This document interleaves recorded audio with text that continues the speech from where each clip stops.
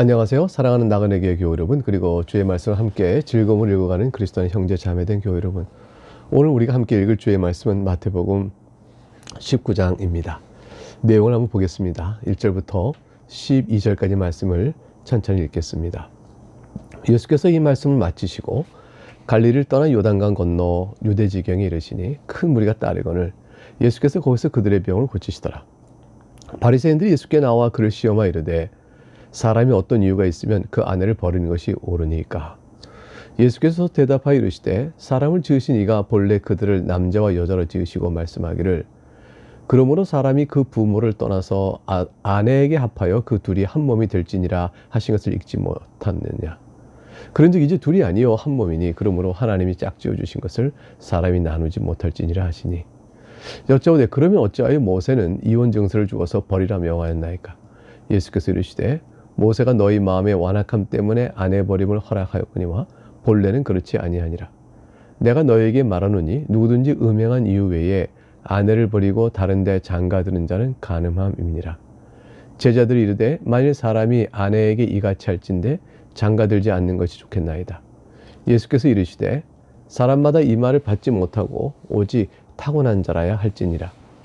어머니 태로부터 된 고자도 있고 사람이 만든 고자도 있고 천국을 위하여 스스로 고자된 자도 있도다. 이 말을 받을 만한 자는 받을지어다. 인간이 완악하기 때문에 그 죄의 부패한 본성에 따라서 음욕을 따라 음행하는 일들이 있고 그래서 이혼을 또 하는 일들이 있게 됩니다. 이런 일이 만연하니까 모세가 차선책 내놓은 것이 그것을 좀 절제할 수 있도록 이혼 증서를 쓰는 일로 제안을 했던 것입니다.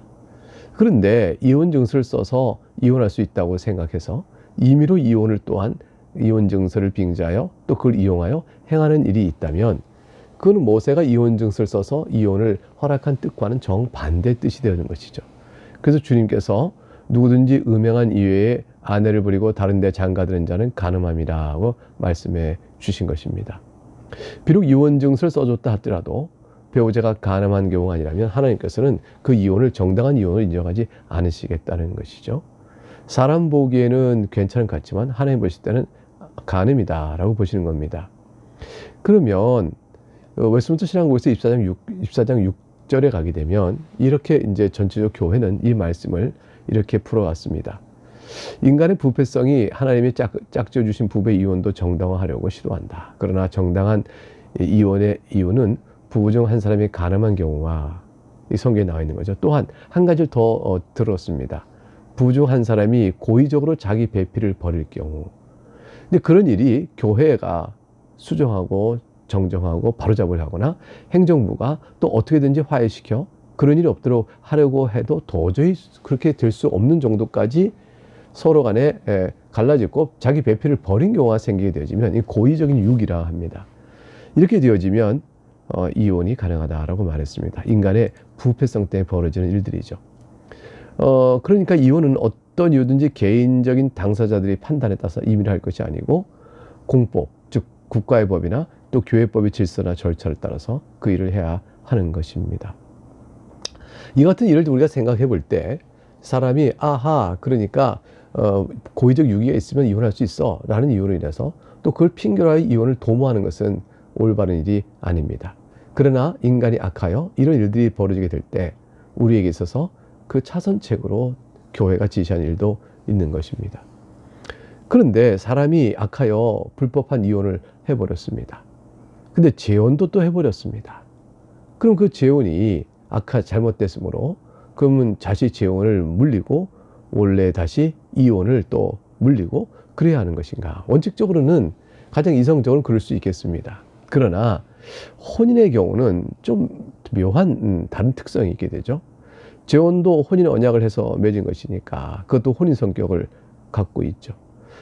따라서 불법한 이혼이었기 때문에 재혼도 불법하다라고 말하게 되면 그렇게 되면 이제 나중에 복잡한 일들이 벌어지게 되어집니다.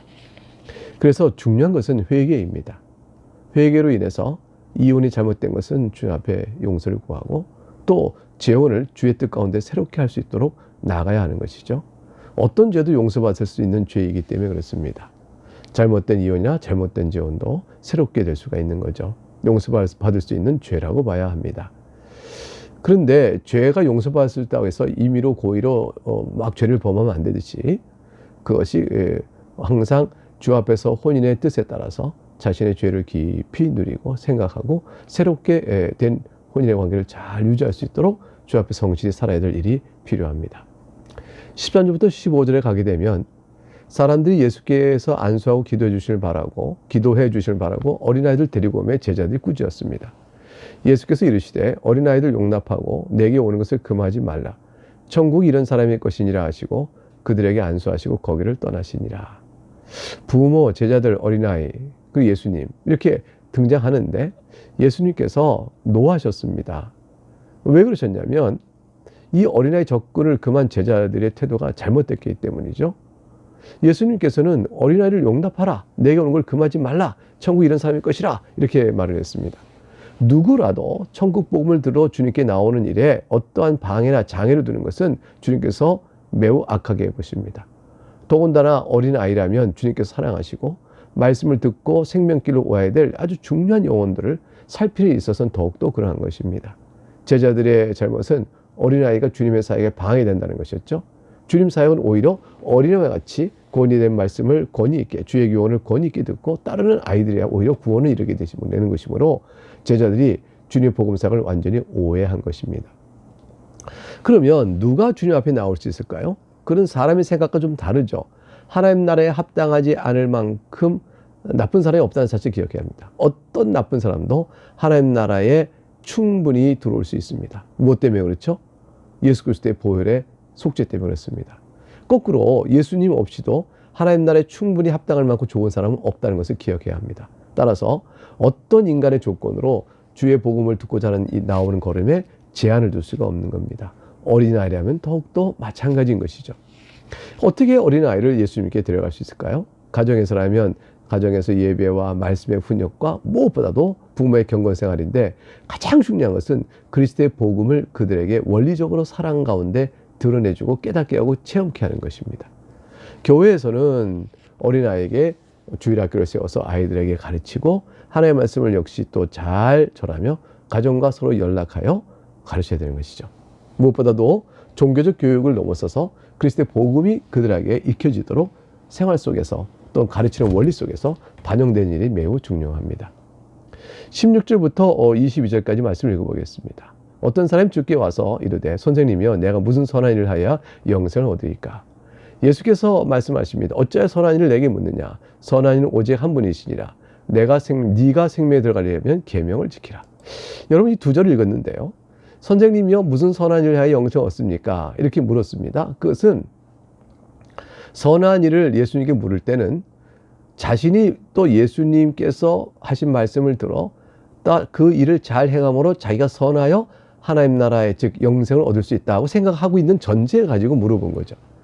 예수님께서는 그 자의 의도가 자신이 선한 일을 행하여 영생을 얻을 수 있다고 생각하는 그 전제를 보시고 어찌하여 내게 선한 일을 묻느냐? 하나님만 선하다. 이렇게 말씀함으로 인간에겐 선이 없다는 사실을 가르치고 계신 겁니다.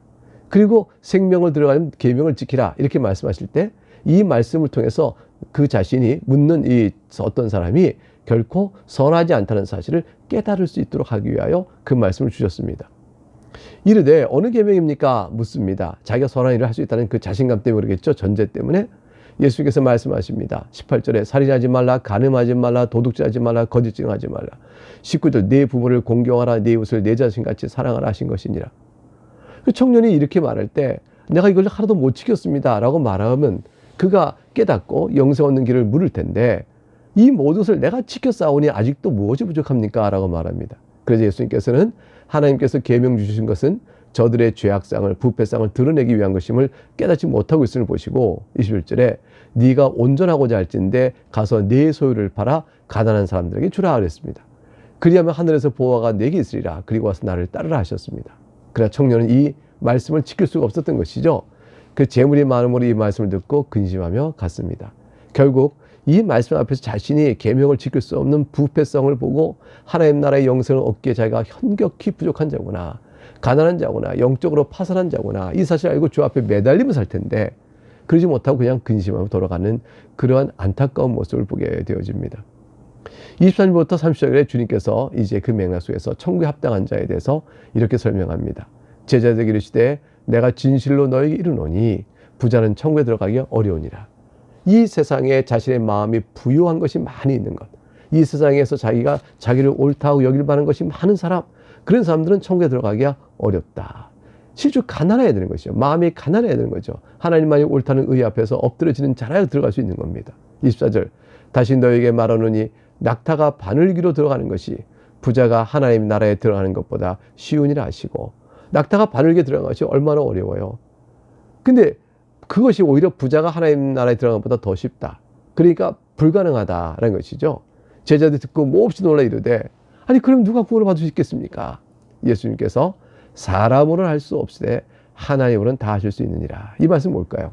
결국 하나님의 은혜를 입어 자신의 죄악성을 보는 자라야, 그래야 하나님 나라의 말씀의 뜻을 깨닫고 그 나라를 바라보며 나갈 수가 있는 것이라는 교훈의 뜻이죠.